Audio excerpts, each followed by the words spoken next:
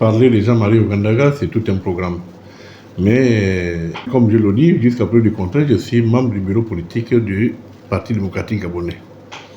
Et jusqu'à une date très récente, j'étais député, jusqu'à l'arrivée de la transition. Et pour ce qui est de ma carrière politique, j'ai été ministre de la fonction publique, ministre de l'économie et des finances, ministre de l'économie et de la relance, ministre du commerce, ministre de PME et de l'industrie. Bref, j'ai occupé pas mal de postes ministériels et pour ainsi dire, j'ai beaucoup travaillé pour ce pays et je suis encore là, disponible pour travailler. Oui, un regard qui ne peut pas me laisser insensible parce que déjà en 2019, un tel problème s'était déjà posé.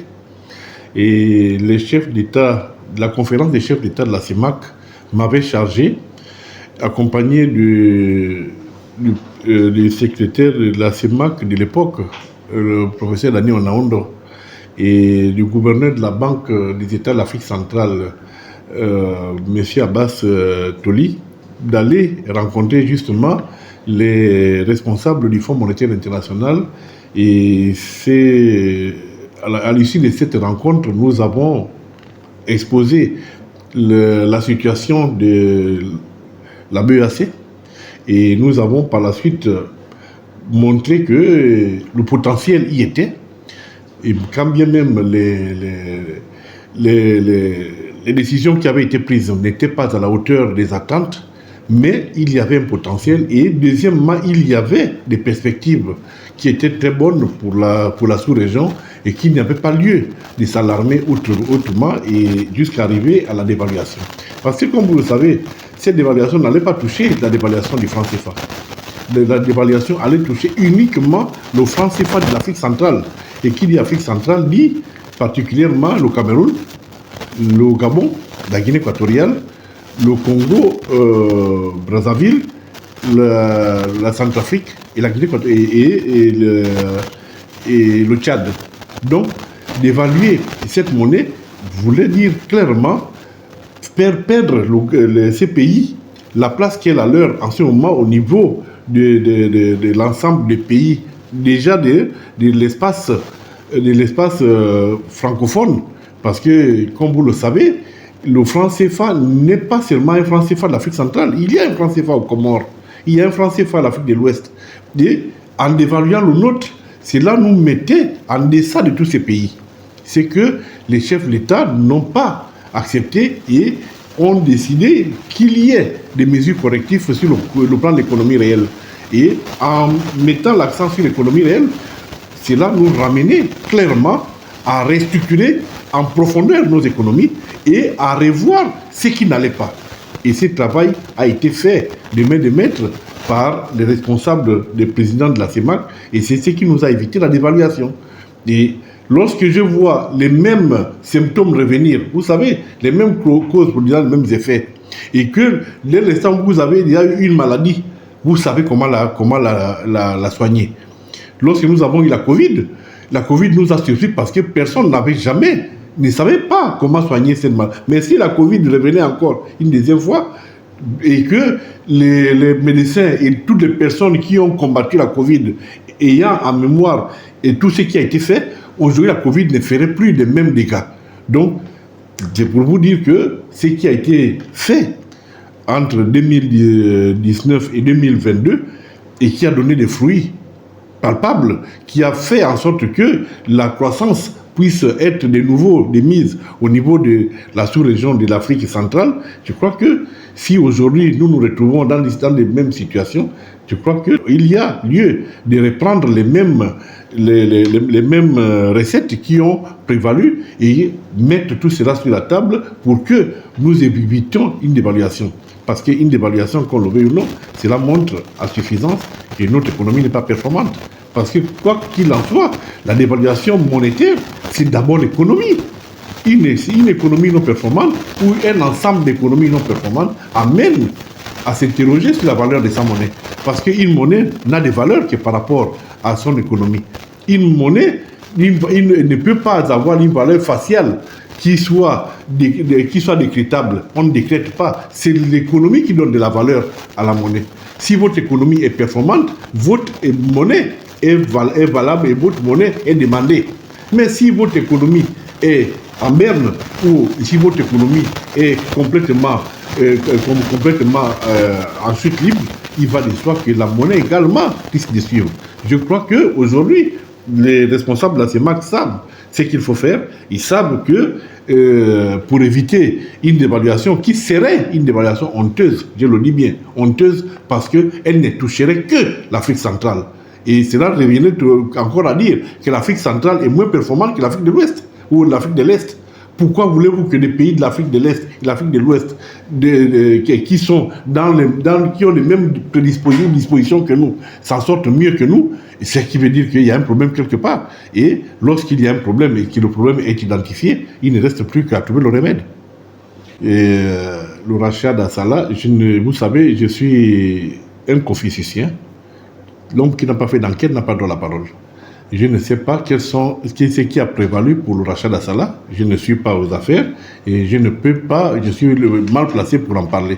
Mais toutefois, s'il y a quelque chose à dire, c'est que lorsque l'État rachète une société privée, on appelle ça nationalisation. Racheter aujourd'hui, on veut faire bien en utilisant des termes qui ne sont pas économiques. Lorsque une entreprise passe du giron du privé au public, on appelle ça nationaliser. Lorsqu'une entreprise passe du giron du public au privé, ça s'appelle privatisation. Donc, les deux mouvements, ce sont des mouvements contraires, mais qui s'effectuent au sein de la même économie. Toutefois, si le gouvernement a décidé de racheter des sociétés, le gouvernement a ses raisons que moi je ne connais pas. Et comme je ne suis pas dans le Ndjimba, je ne suis pas capable de vous le dire. Mais une chose est sûre, racheter une société, cela peut dire que c'est une société qui a un intérêt stratégique pour le pays. Est-ce qu'Assala a un intérêt stratégique pour le pays? Je n'en sais rien. Est-ce que vous avez dit que la SNBG a un intérêt stratégique pour le pays? Je n'en sais rien. Mais il n'y a que ceux qui ont pris cette décision qui peuvent nous le dire. Moi aussi, j'aimerais qu'on me dise les tenants, les aboutissants, avant que je ne donne mon avis d'expert, mon avis d'économiste. Mais tout ce qui est sûr, c'est qu'aujourd'hui, le mouvement est plus axé vers les privatisations. Parce que c'est le secteur privé qui crée de l'emploi. Aujourd'hui, le gouvernement, quel qu'il soit, je parle ici d'une façon générale, le gouvernement n'a pas vocation à se substituer au privé. Parce que le privé, il y a des innovations que le gouvernement ne peut pas faire. Le gouvernement ne peut qu'accompagner les innovations. Je prendrai un cas, votre secteur, le secteur communication. Les choses vont tellement vite. Aujourd'hui, vous vous rendez compte que les télévisions nationales sont toutes aujourd'hui larguées par rapport aux télévisions privées. Pourquoi? Parce que justement, l'innovation s'est faite par le privé. Le temps de réaction du privé n'est pas le temps de réaction du public. Les capacités de réaction du privé, ce n'est pas la capacité de réaction du public. Le privé peut lever des fonds que le public ne peut pas lever. Donc, à partir de ce moment, il vaut mieux laisser ceux qui ont cette capacité de faire, et le gouvernement s'est cantonné dans ce qu'il sait bien faire, organiser l'économie, accompagner l'économie et surtout, mais regardez les performances de ces entreprises et percevoir l'impôt. Percevoir les taxes, les droits et taxes, oui, ça, le gouvernement devrait le faire à partir du moment où le secteur privé est performant. Donc moi, je suis pour que le secteur privé fasse son travail et que le gouvernement se cantonne dans ce qu'il sait faire le mieux. Et c'est-à-dire organiser l'économie, c'est-à-dire conduire la politique économique et laisser chaque acteur économique faire ce qu'il sait faire de mieux, notamment dans le domaine de l'innovation.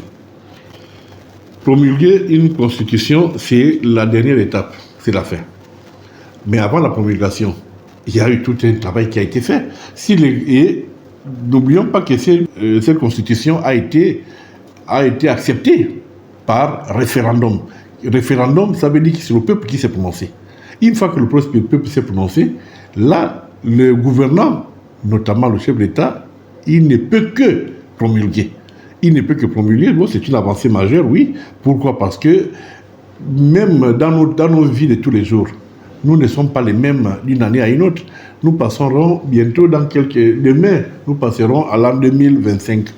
Et de 2024 à 2025, c'est une année qui s'ajoute à nous. Nous ne sommes plus les mêmes. Si nous allons voir un médecin qui, pour nous faire le bilan, vous constaterez que nous avons changé quelque part. Et pourquoi nous ne voulons pas changer? Nous sommes réfractaires au changement. Pourquoi l'homme est réfractaire à l'innovation? Tout simplement parce que l'homme a peur de tout ce qui est nouveau. Et dès l'instant où une chose nouvelle se présente à nous, nous avons peur.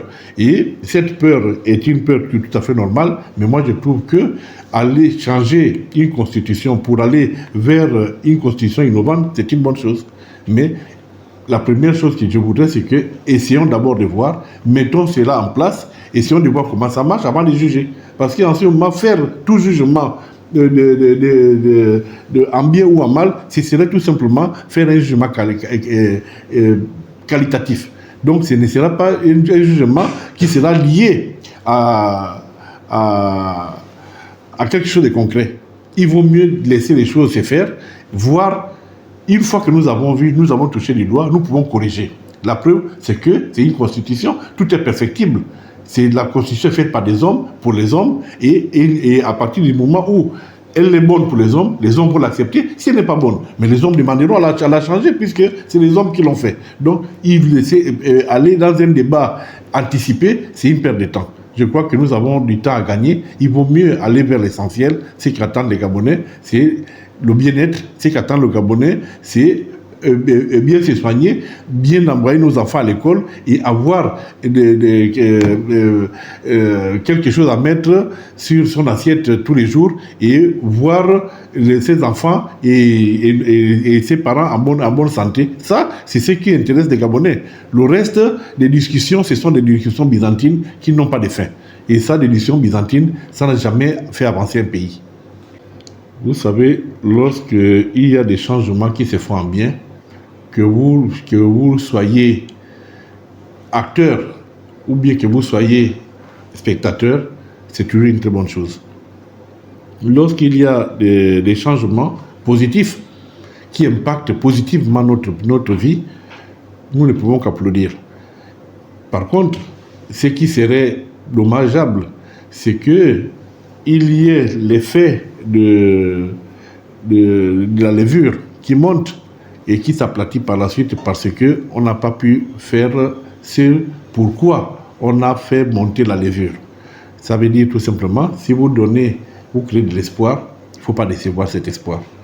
Parce qu'il n'y a rien de tel que quand vous promettez quelque chose à un enfant et par la suite vous ne lui donnez pas, vous croyez que c'est un enfant parce qu'il ne comprend rien, mais c'est une erreur. Jusqu'à aujourd'hui, beaucoup d'entre nous, on se souvient des choses qui nous sont arrivées quand nous avions 10 ans. Quand nous avions peut-être même 6 ans, il y a beaucoup d'entre nous qui nous souvenons. Donc, il ne faudrait pas décevoir. Donc, les choses ont été faites et j'ai la faiblesse de croire que tout ce qui a été entrepris ira jusqu'au bout.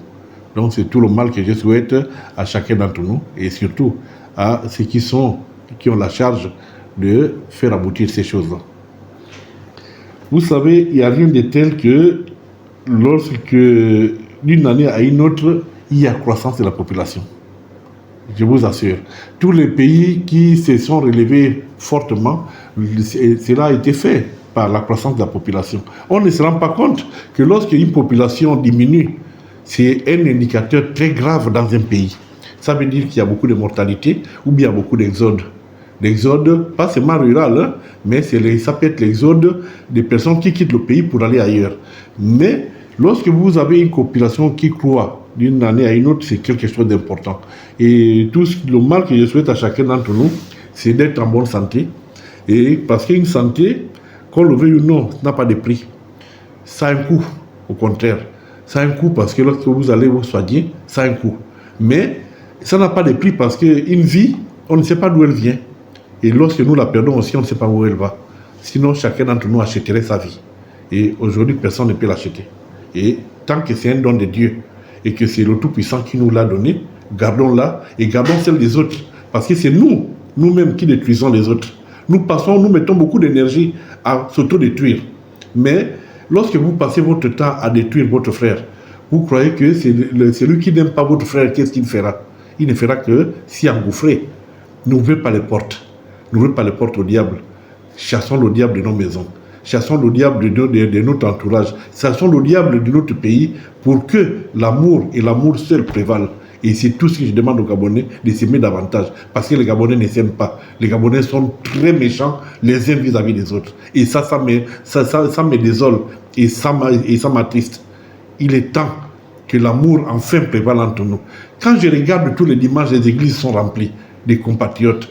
Quand je regarde des églises et tout, nous prions. Mais nous prions qui? Nous prions quoi? Si nous ne nous aimons pas, si nous sommes incapables de nous aimer, nous sommes incapables d'aimer notre prochain, mais nous aimons qui?